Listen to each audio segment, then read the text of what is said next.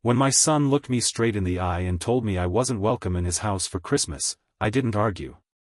I smiled, walked out to my truck, and made a single phone call. By the time New Year's rolled around, I had their mortgage cancelled. And that was only the start of everything I had in mind. Arrogance had to be humbled, and justice had to be served. You won't believe the way I chose to deliver it.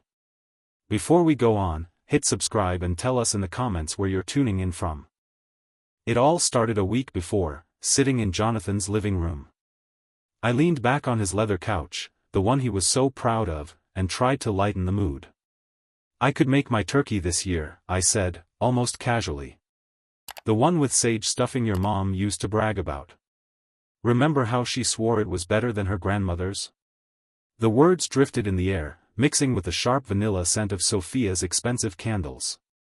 Jonathan shifted uncomfortably beside me, his wedding ring catching the glow of their 12-foot Christmas tree. His shoulders pulled in like he was bracing for a blow. "Dad," he said quietly, "unfortunately, you won't be welcome here for Christmas." For a second, I thought I'd misheard. The words hit me like a hammer to the chest. "What do you mean? Why wouldn't I be welcome?" He wouldn't even look at me. His eyes stayed glued to the marble coffee table I'd helped him pick out last spring when Sophia complained their furniture wasn't refined enough. "Sophia's parents are coming," he muttered. They'd prefer if you weren't here." My hands went ice cold. "They'd prefer. It's just easier this way, Dad," he added quickly, his voice shrinking with every word. "You know how her family is about traditions. They've got their own way of celebrating." I let my gaze sweep across that living room, those silk curtains I'd paid for when Sophia demanded privacy, the hardwood floors bought with my second mortgage, the crown molding I'd charged to a maxed-out credit card. Every corner of that house carried my blood, my sweat, my sacrifices. "Their own way," I repeated slowly. "And what way is that, Jonathan?" He flinched. "Dad, please, don't make this harder than it has to be." Through the kitchen doorway I could see Sophia's brand-new KitchenAid mixer, the professional-grade one she had insisted she needed for her holiday baking phase, that fizzled out in 3 weeks. $2,000 of my money sitting idle on the counter, used maybe twice. My voice cracked before I could stop it. "Where am I supposed to spend Christmas then?" Jonathan's face crumbled. "Maybe you could visit Aunt Teresa. Or we could do something the weekend after." The weekend after. Like Christmas was some appointment you could just move to fit your schedule. I stood, my knees aching from years of hard labor. "I see." "Dad, wait," he started, but I was already walking to the door. Past the family photos where my face had grown smaller in each new frame. Past the coat closet crammed with Sophia's $1,000 jackets. My hand wrapped around the doorknob, cold and heavy in my palm. Without looking back, I said, "Tell Sophia's parents something for me. Feliz Navidad." The December night slapped me in the face as I stepped outside. Jonathan called my name once, but then I heard the soft click of the door shutting. That was final. I sat in my truck for a long moment, the engine quiet, watching the Christmas lights sparkle in the windows of homes where fathers were still welcome. My phone buzzed, Jonathan again, no doubt, ready to smooth things over with empty promises. I ignored it. Instead, I turned the key and drove into the darkness, leaving behind the house I'd built for him but never truly belonged in. The heater whined as I drove the streets I knew by heart. Summit Hill stretched around me, every corner holding memories of the man I used to be, the man who thought family meant everything, who'd give his last dime just to see his boy smile. That man was a fool. At a red light on Hennepin Avenue and Lake Street, I watched a young father loading Christmas gifts into his SUV. His kids pressed their faces to the glass, fogging it up with their laughter and excitement. Once upon a time, that had been Jonathan and me. Before Sophia. Before I became nothing more than an ATM with feelings that got in the way. The numbers replayed in my head like a busted slot machine. $3,100 every month. 5 years. $180,000. More money than Elena and I had saved for our entire retirement, gone, just like that. The light turned green. I pressed the gas harder than I needed to, the truck growling in agreement with my mood. Nicollet Avenue, that was where I'd refinanced my house, Elena's and mine, to cover Jonathan's down payment. I still remembered the loan officer giving me a look that day, a mix of pity and warning.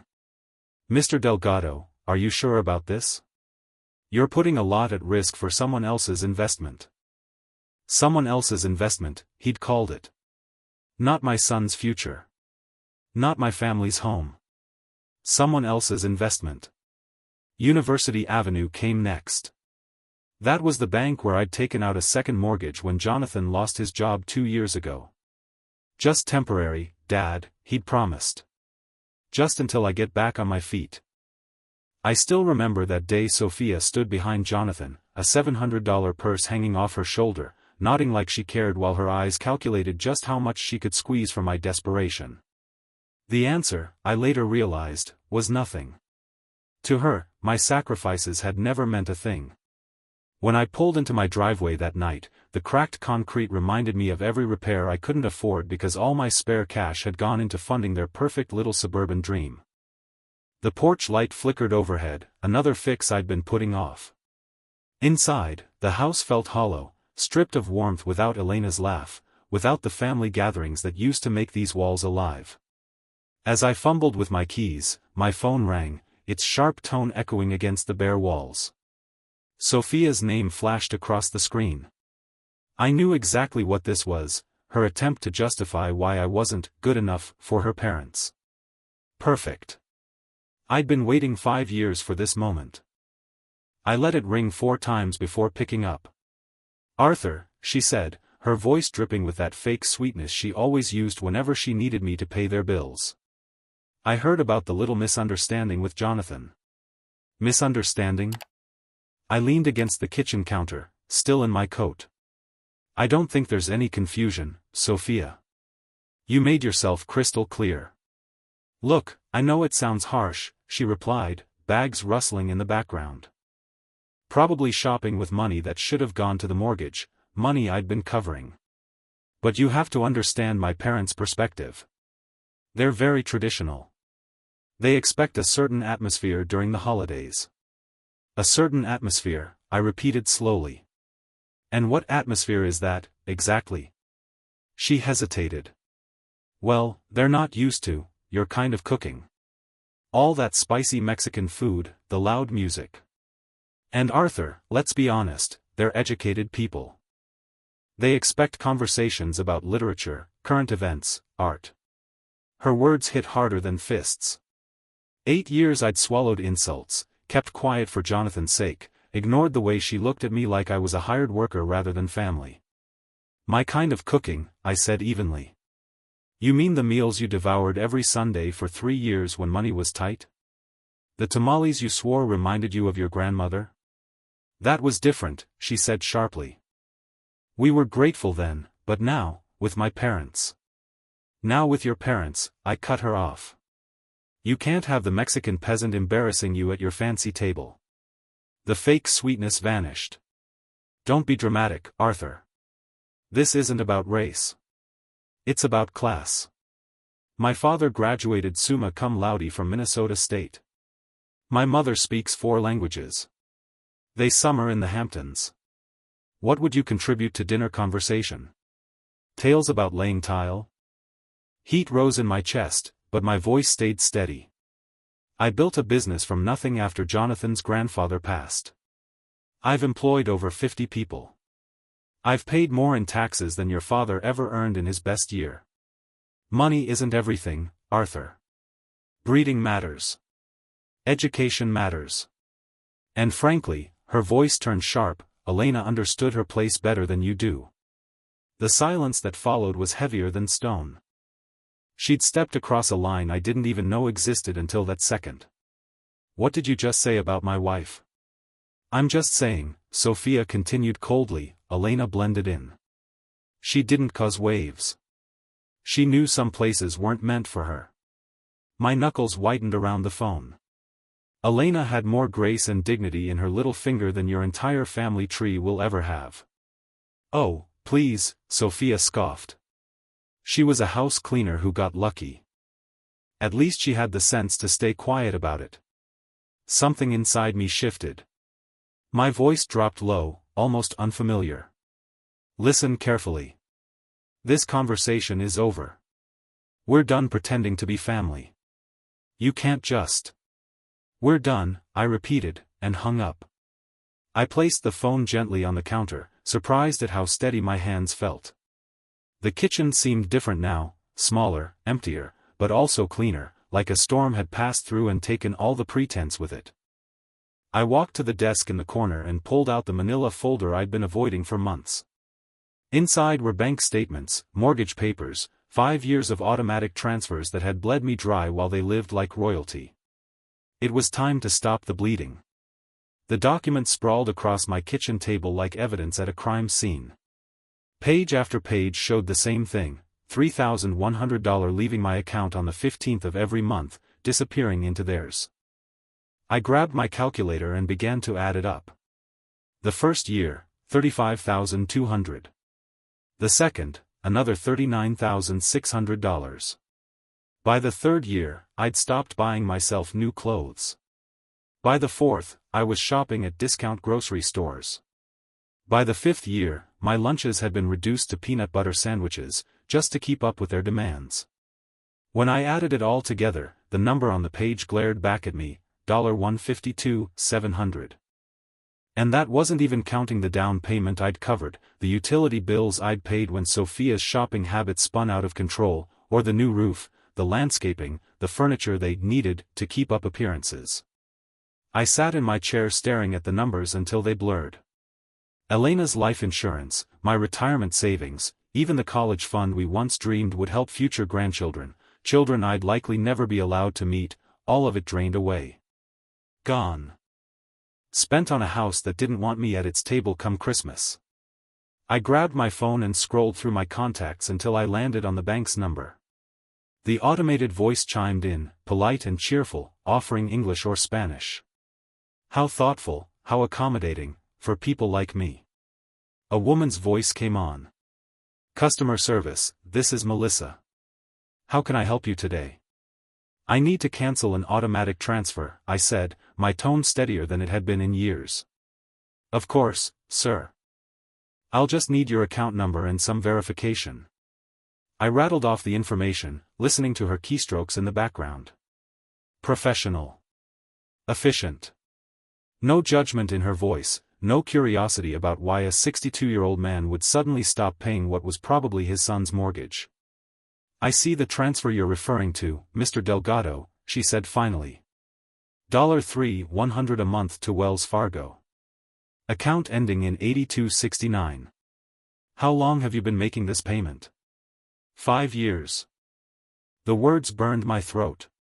And you'd like it cancelled immediately?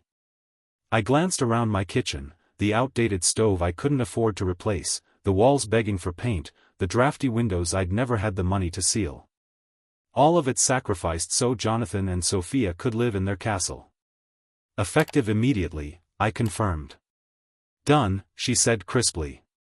The transfer has been cancelled. Is there anything else I can help you with today?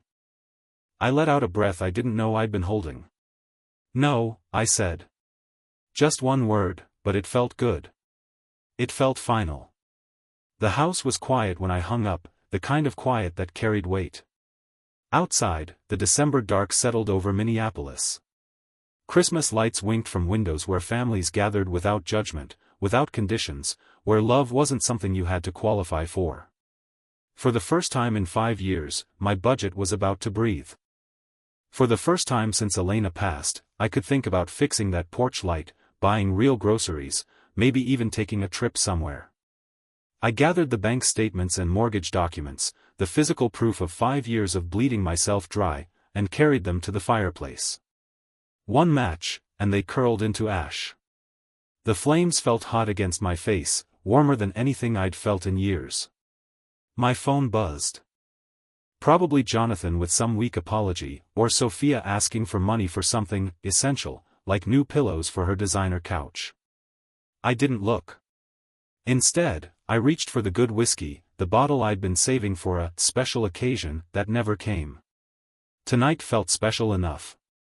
I raised the glass toward Elena's picture on the mantel, toward the man I used to be, and the man I was slowly becoming again.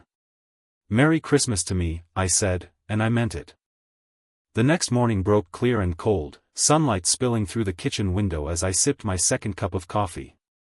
For the first time in years, I wasn't counting down the days until another $3,100 disappeared from my account.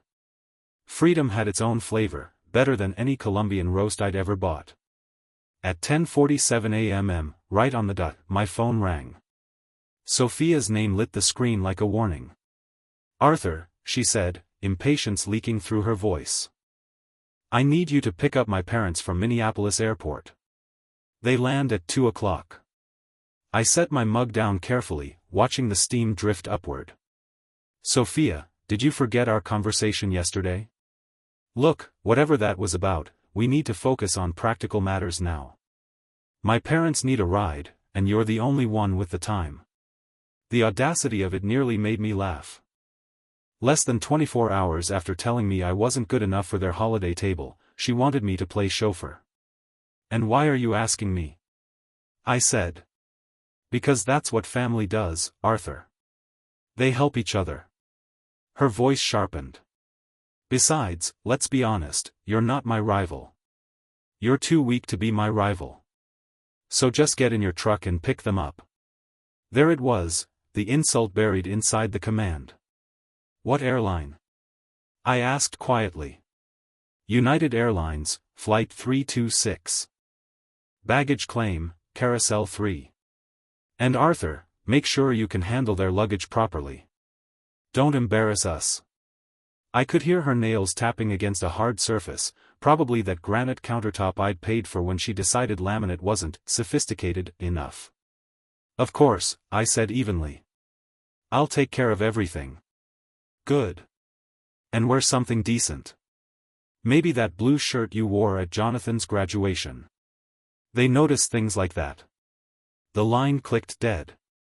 "No, thank you." No trace of respect. Just expectation. I leaned back in my chair and stared at the blank screen of my phone. 2 o'clock. Flight 326. Carousel 3. I glanced at the kitchen clock, 10:52 a.m. Plenty of time. Instead of rushing anywhere, I poured myself another cup of coffee, dropped in an extra spoonful of sugar, and unfolded yesterday's paper. The crossword puzzle was still waiting for me. 7 across, delayed gratification. 12 letters. I figured the answer would come to me eventually. By 2:15 p.m., instead of circling the airport in my truck, I was settled into my favorite armchair with a hot cup of Earl Grey and the Sunday edition of the Star Tribune. Yesterday's crossword was finished now, postponement had been the answer. My phone buzzed on the coffee table. Sophia's name lit the screen. I let it ring. The December sun slanted in through my windows, warming the same room where I'd spent too many lonely nights counting the cost of my so-called generosity. But this silence? This silence felt different. Chosen. Earned.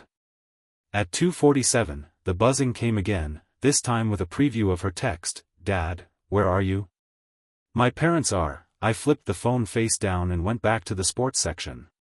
The Seahawks had lost. Some things never changed. By 3:30, my phone had lit up 6 times. I'd finished the paper, brewed a fresh pot of tea, and even started cleaning out the junk drawer in my kitchen. Amazing what you could get done when you weren't running around like someone's unpaid chauffeur. At 3:45, a 7th call came through.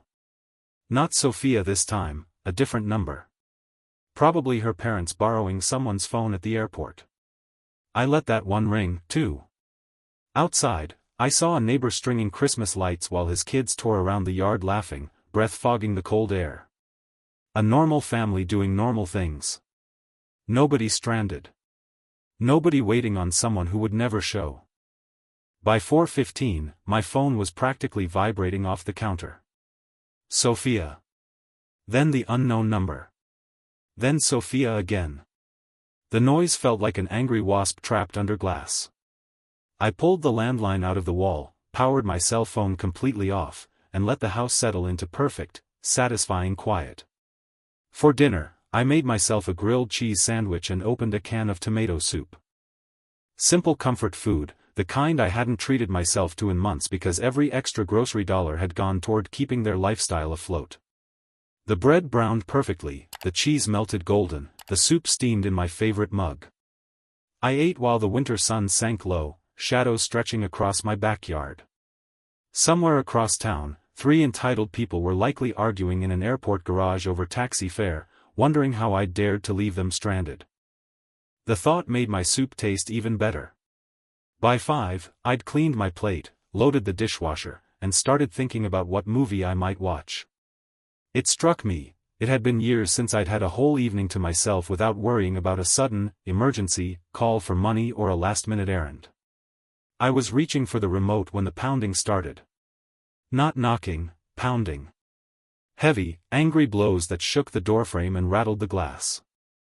I set down my tea and walked slowly to the entryway. I already knew who I'd see. Through the peephole, 3 figures crowded my porch like wolves circling prey. I opened the door, and there was Harold Whitman, red-faced, practically spitting as he shoved his way into my living room. "What the hell is wrong with you?" he shouted. "We waited at that damn airport for 3 hours." Diane followed close behind, her perfect hair disheveled, her lips pressed into a bitter line. "This is completely unacceptable, Arthur. Absolutely barbaric behavior for someone your age." And then Sophia, trailing in with her coat wrinkled, makeup smeared, voice shrill with rage. "You humiliated us. Do you have any idea what you've done? My parents had to take a $40 taxi because you." "Out," I said, cutting through the noise like a knife through silk. My voice carried a steel they hadn't expected. They froze, mid-rant, staring at me. "Excuse me?" Harold barked, his face darkening to purple. "You don't get to make demands after what you pulled." "This is my house," I said quietly, unmoving. "And I want you out. Now." Diane stepped forward, dripping condescension. "Arthur, you clearly don't understand the magnitude of your mistake. My husband has connections in this city, business, social. You can't treat people like us this way and think." This, I interrupted, locking eyes with her, was a lesson. A lesson about arrogance. About how you treat people you think are beneath you. Sophia's mouth fell open. "A lesson? Who do you think you are to teach anyone anything? You're nobody. I'm someone," I said, my voice calm and even, "who finally stopped being your personal bank account and your taxi service." I stepped to the side and opened the door wider. "The lesson is over. Go on, leave." Harold jabbed a finger toward my chest, stopping just short of touching me. He snarled, "You have no idea who you are messing with, old man. I have been in this town longer than you have been breathing its air. I know people, important people, people who can make your life very, very difficult." "Is that a threat, Mr. Whitman?" I asked, keeping my tone calm. He leaned closer and lowered his voice to a menacing whisper. "It is a promise. You think abandoning elderly people at an airport is something you can do without consequences? You are about to learn exactly how wrong you are." Diane nodded, that thin smile of hers sharp enough to cut. "Indeed," she said, cool and clinical. "Actions have consequences, Arthur, and yours will be very public." Sophia gripped her father's arm. "Daddy, let us just go. This pathetic old man is not worth our time." They filed out of my house like a defeated army, shoulders hunched, heads down, but Harold spun back at the threshold and shouted, "You will regret this. I guarantee it." I closed the door behind them and turned the deadbolt. The satisfying click sounded louder than it should have. Through the window I watched them pile into their rental car, still arguing as they drove off into the December darkness. Honestly, the house felt cleaner when they left, as if their presence had been a stain finally wiped away. Still, their parting words, public consequences, important people, connections, echoed in the sudden quiet. I walked back to my living room, picked up my tea, still warm in its mug, and for the first time since this whole thing began I felt something that might have been worry. It did not stay long. Something stronger pushed in, anticipation.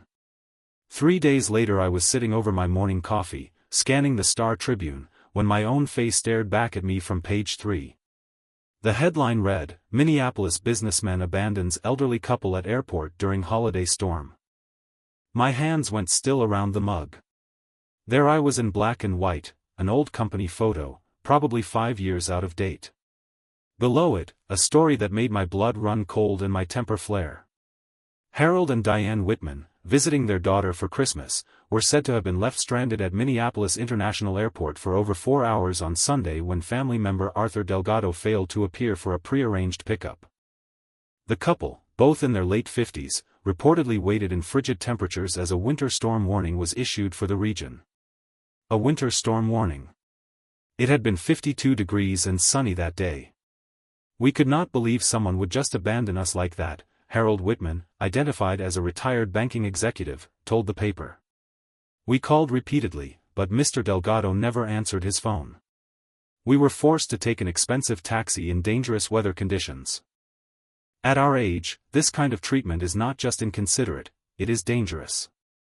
The article went on with quotes questioning my state of mind and painting a pattern of erratic behavior. Harold had framed himself and Diane as helpless victims and me as a cruel old man who had snapped without provocation.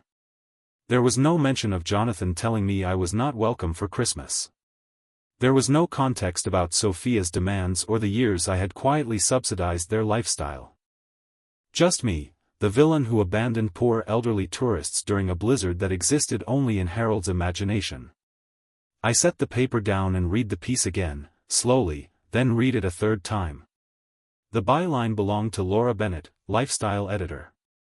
I did not recognize the name, but I recognized the strategy. Harold had called in favors, he had leaned on banking contacts to get this story placed where it would do the most damage to my reputation. Smart. Very smart. For the first time since this war began, I felt a grudging respect for my adversaries. They were not merely spoiled, entitled people throwing tantrums, they were deliberate, calculated, and they understood leverage. In a town like Minneapolis, reputation is everything. One carefully placed article could wipe out decades of hard work. They were effectively declaring total war. I folded the newspaper with a slow, deliberate motion and set it aside.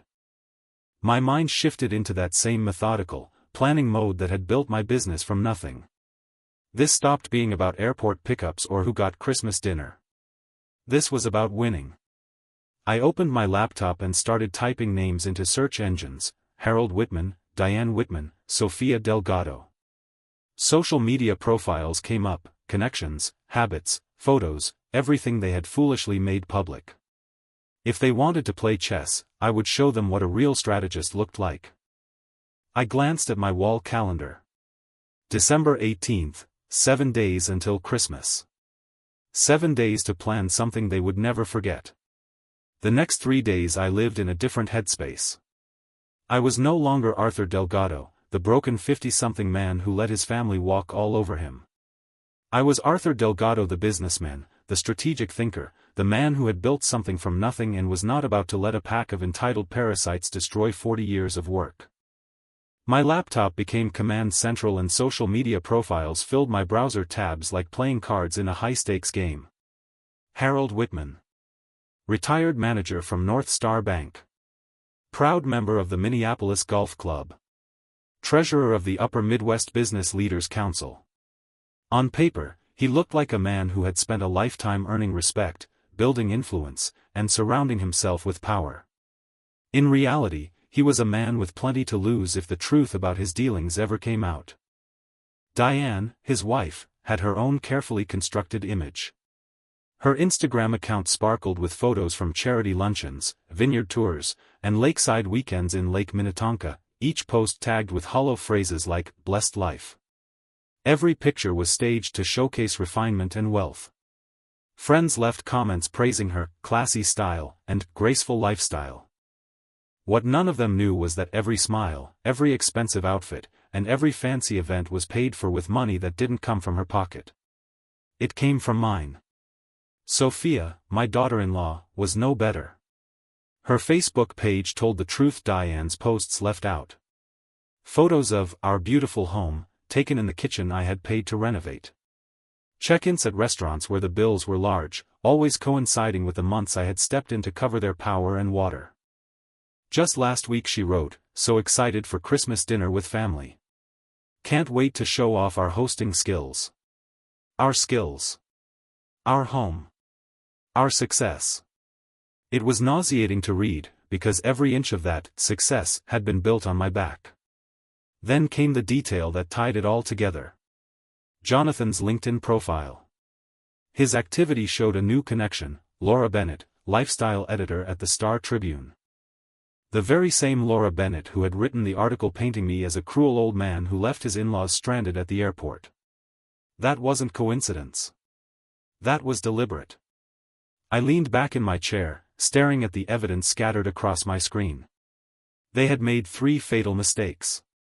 First, they had underestimated me, thinking I was too tired or too broken to fight back. Second, they had made their attack public, which gave me the right to answer in the same way. And third, they had left a digital trail of their so-called perfect lives, a scrapbook of hypocrisy waiting to be used against them. I dug deeper into Laura Bennett. 43 years old. A degree in journalism from University of Minnesota. 15 years working at local papers. No record of ties to the banking world, which meant Harold must have gone through his professional network to reach her. A short search through local business directories proved it. 3 mutual connections between Harold and Laura's editor. That article had not landed in the paper by chance. It had been planted, carefully, but not carefully enough. Sloppy. So I opened a blank document on my laptop, not to write a rebuttal, but to put together something stronger, a complete record. 5 years of financial sacrifice, supported with bank statements, receipts, and canceled checks. The down payment for their house, $49,000 taken from a home equity loan I had signed. The kitchen upgrade with those granite countertops Sophia claimed were essential, $17,000 charged to my card. And 60 straight months of mortgage payments at $3,100 apiece. That alone came to $186,000. In total, close to $250,000. More than I had spent on myself over the last 10 years combined. My phone buzzed with a text from an unfamiliar number. Probably Sophia, trying a new tactic. I ignored it and kept working. By the time the sun went down, I had everything sorted into a thick manila folder. It bulged with proof, bank statements, receipts, printed copies of their social media posts showing off the jewelry, vacations, and decorations I had funded. I even included the newspaper article itself, with my notes scrawled in red ink down the margins. Next to Harold's line about being trapped in dangerous weather, I wrote, lie. Beside the suggestion that I was unstable, I marked, false. And highlighted where they conveniently left out 5 years of my financial support. I turned to my calendar. December 24th was circled in red. Not because of Christmas. No, I had marked it as the perfect day for truth. According to Sophia's Facebook event page, they were hosting Christmas dinner for 12 guests, neighbors, family, and friends. The same people who read the Tribune and would gladly whisper about what they thought they knew. Those were the very people who deserved to see the real story. I shut my laptop and walked into the kitchen. My good camera sat on the counter, the one I used years ago to take photos of construction jobs. Tonight, it would document something very different. Christmas Eve dawned gray and cold, the kind of Minneapolis winter morning where you were thankful for warmth and family. I had neither. But I had purpose.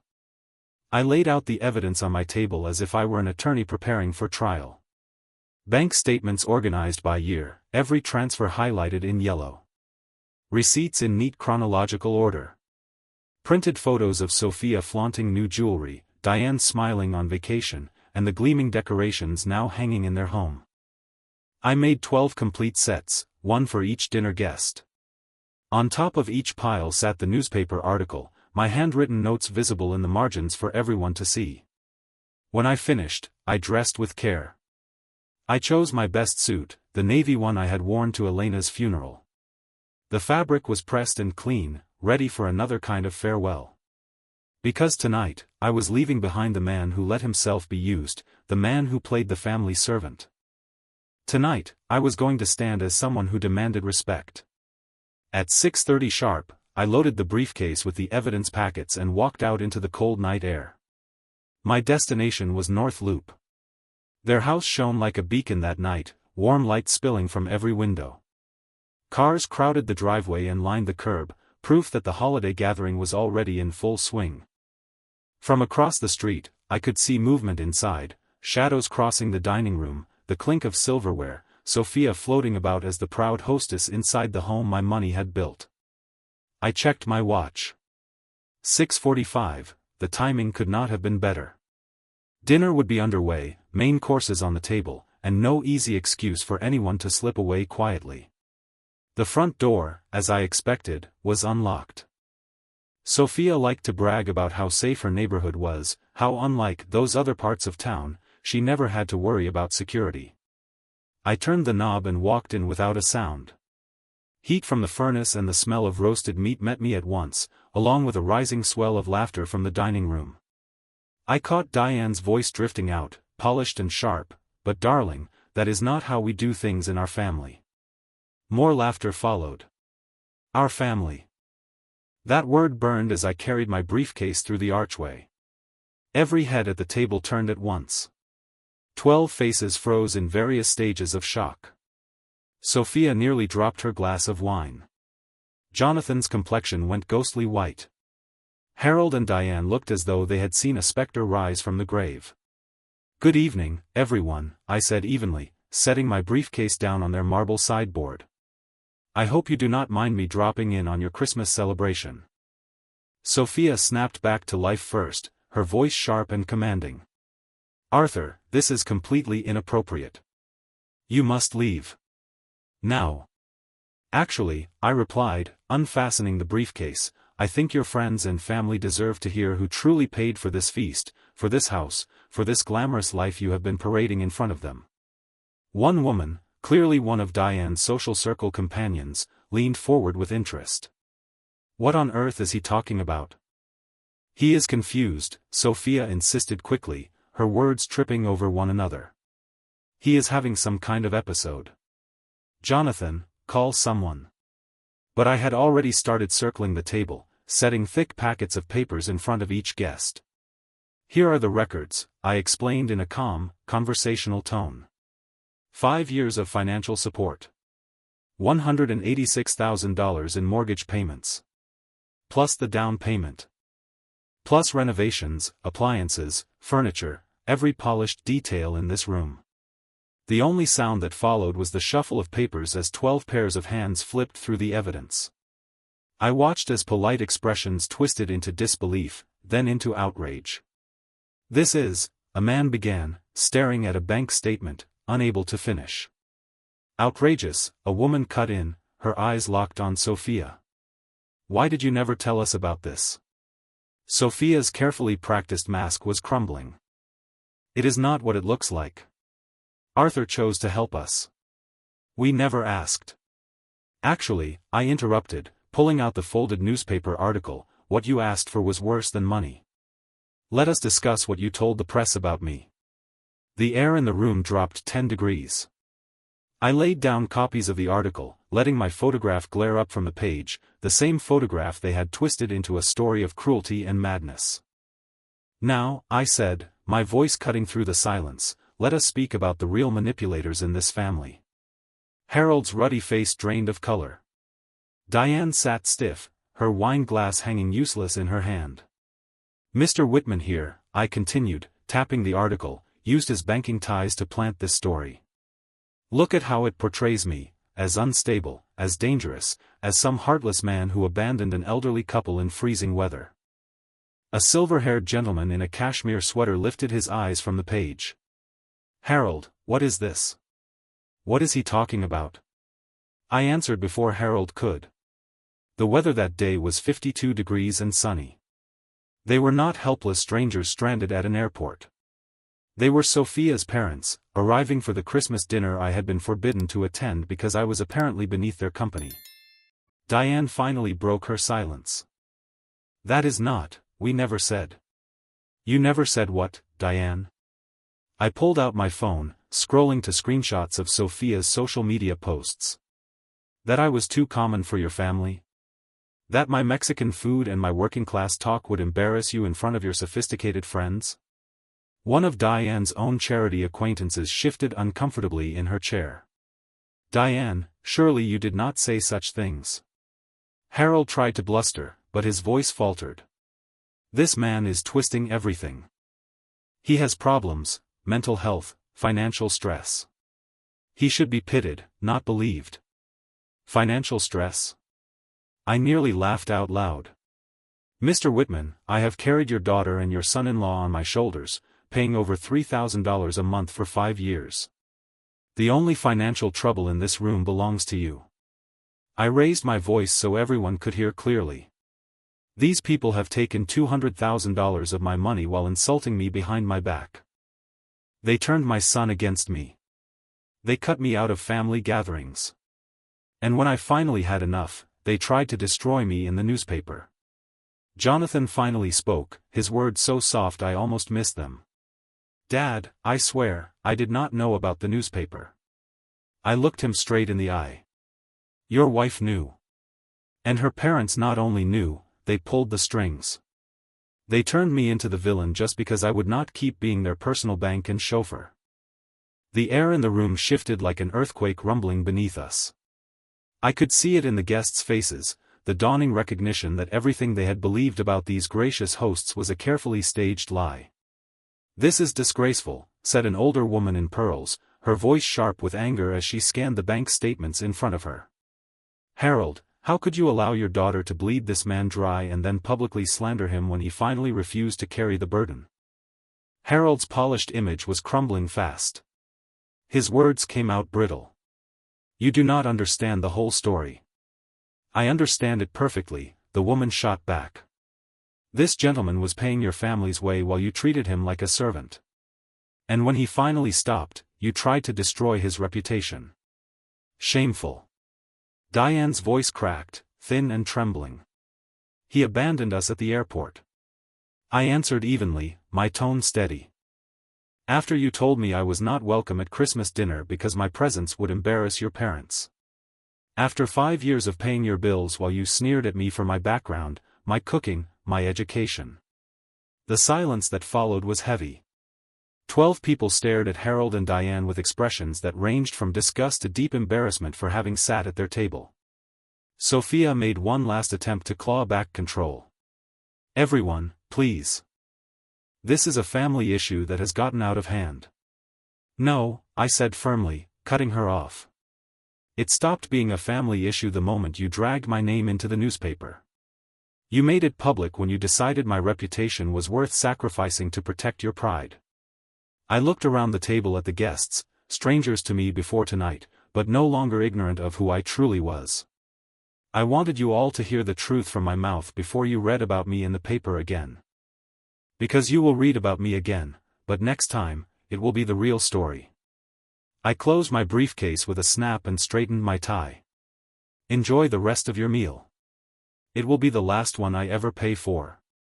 I turned and walked toward the door.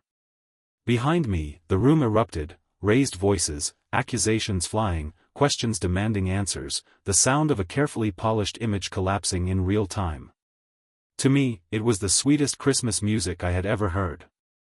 The letter came on a Tuesday morning in March, delivered by certified mail with all the weight of legal consequence packed into that envelope.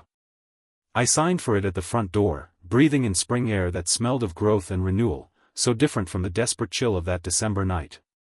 Notice of default. The envelope read like a death sentence for a dream. Inside was the breakdown: 3 months of missed mortgage payments, now stacked up like a tidal wave ready to crash. $8,400 past due. 14 days to bring it current or face foreclosure on the very house I had sacrificed to help them buy. I set the letter aside and sipped my coffee, treating it like distant news about a storm somewhere far away. Interesting, yes, but no longer my problem. For weeks the phone had rung off the hook with panicked calls. Sophia's number had been blocked after her first tearful voicemail. Harold and Diane had been phoning too, but their standing in Minneapolis society had vanished overnight after their humiliation on Christmas Eve. Even Jonathan had tried reaching me, but I ignored him. Partly out of anger, partly because I wondered how long it would take him to choke down his pride. The answer came on the 97th day.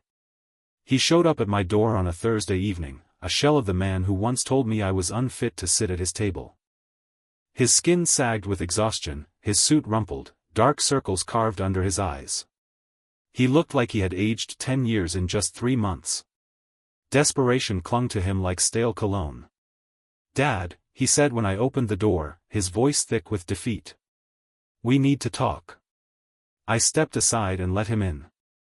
His eyes swept around my home, really seeing it for the first time, the new recliner I had bought with my first mortgage-free paycheck, the freshly painted walls after 8 long years of neglect, the small repairs finally made because I was no longer bleeding my wallet dry for his family's sake.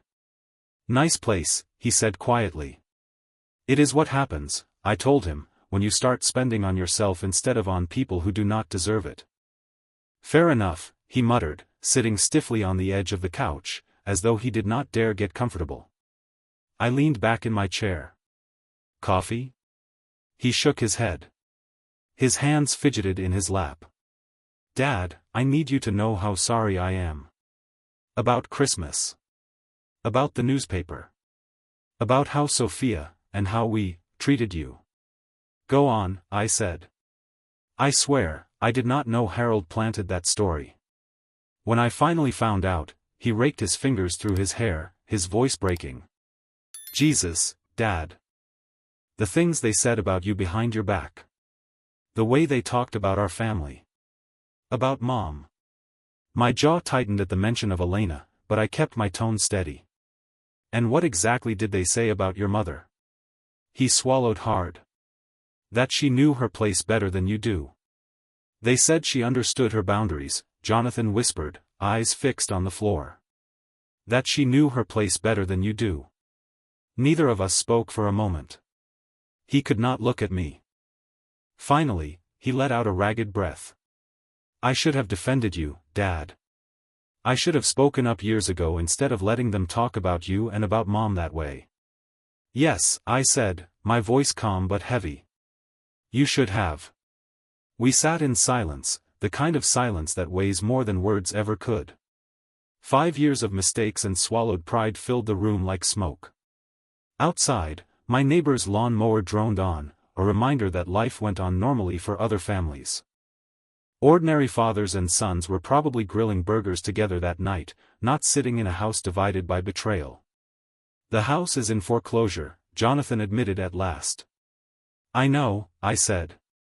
"We cannot make the payments without," he stopped mid-sentence, realizing what he was about to say. "Without my help," I finished for him. "Without the money I sent every month while you let your wife's family treat me like dirt." His shoulders sagged. I leaned forward until his eyes finally met mine. "Do you even know how much I gave you over those 5 years?" He nodded weakly. "Sophia calculated it after Christmas. The mortgage payments, the down payment, all of it. Over $200,000. $256,464, I corrected. I know the exact amount because I sat down and added it all up. Something I should have done long ago." His face crumpled, like the number itself broke something inside him. "Dad, I am so sorry. I do not know how to fix this." "You cannot fix it, Jonathan," I said flatly. "That money is gone. But worse than the money are the years. 5 years I wasted funding Sophia's fantasy life when I could have been building something real with you." He closed his eyes and nodded. "I know. I know that now." Then he looked up with something almost like hope. "But maybe we could start over. Maybe we could." "Are you asking me to start paying the mortgage again?" I asked. The hope drained from his face. "We are going to lose everything, Dad. The house, Sophia's respect for me, her parents' approval. I do not know what I will do. You will figure it out, I told him, not unkindly. The same way I figured out how to live without a son who respected me. The same way I learned to spend Christmas alone while you sat at a table with people who thought I was beneath them. His tears came then, quiet and ashamed, like a man who had no more cards left to play. I lost you, didn't I? I chose them over you, and now I have lost you forever. I studied him carefully, the man I had raised, the boy I had once carried on my shoulders, the son I had sacrificed for, now broken because he let others convince him I was not good enough. You did not lose me, Jonathan, I said at last. You gave me away. And that is not the same thing. He wiped his face with the back of his hand. Is there any chance at all, you could forgive me? I forgave you months ago, I told him, and it was the truth. But forgiveness does not mean things go back to the way they were. It does not mean I pretend none of this happened. It does not mean I resume paying for a life that required me to sit quietly while you threw me crumbs of attention. Then what does it mean? He asked. I stood and walked over to the mantel where Elena's picture rested. Beside it sat a new photo, me with Teresa and her family at Easter dinner, the first holiday I had spent in years with people who actually wanted me at their table. It means that if you want a relationship with me, you start fresh. It means respect, Jonathan, something you give freely instead of demanding that I earn it. It means making choices based on what is right, not what is easy. And it means that the next time your wife, or her parents, or anyone else tries to push me aside, you remember who actually treats me like family. He nodded slowly, something in his expression shifting as he finally understood. And the house? He asked softly. That is not your problem anymore? I sat back down, feeling lighter than I had in years. No, Jonathan. You are a grown man. Handle it like grown men do. Get work that pays enough. Sell the house if you must. Buy something you can actually afford. Stop living above your means and expecting me to bleed for it. For the first time since he had walked in, his shoulders squared. You are right about all of it, he admitted. I know. He moved toward the door, then paused. Dad, for what it is worth, seeing you stand up for yourself at Christmas dinner, he shook his head. I was embarrassed, I was angry, but I was proud of you too. Good, I said with a small smile. Maybe there is still some hope for you. After he left, I poured myself a glass of the good whiskey and stepped onto my porch. The air smelled of spring in Minneapolis, the trees budding, the sky holding the kind of soft promise winter never could. In 4 months I would turn 63. Elena had been gone for 8 years. I had wasted 5 of those years letting people walk over me, mistaking sacrifice for love. I was not about to waste another. My phone buzzed. A text from Teresa, dinner on Sunday. The kids want to show you their school projects. I smiled and typed back, would not miss it. That was family, people who actually wanted me there. Everything else had been nothing but expensive theater, and I was done buying tickets to plays where I was not even welcome on stage. The whiskey burned warm in my chest, and for the first time in years, the future looked as bright as I was willing to make it. If you like this story, please like this video. Subscribe to the channel and share your impressions of this story in the comments. To listen to the next story, click on the box on the left.